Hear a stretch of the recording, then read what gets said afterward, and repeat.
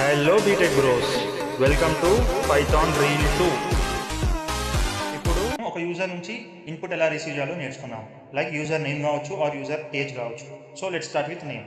So first మనం variable assign చేయాలి. Variable వచ్చేసి నేమ్ అని ఇద్దాం.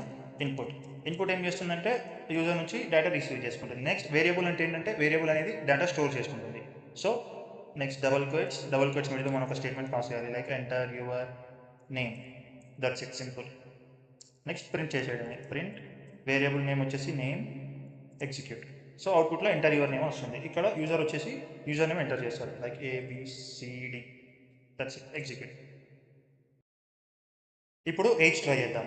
సో వేరియబుల్ అసైన్ చేయాలి కదా. వేరియబుల్ వచ్చేసి ఏజ్ ఈక్వల్ టు, ఇక్కడ మనం ఏజ్ అనేది డిజిట్స్లో ఉంటుంది కాబట్టి ఇంట్ అనే డేటా టైప్ని యూజ్ చేయాలి.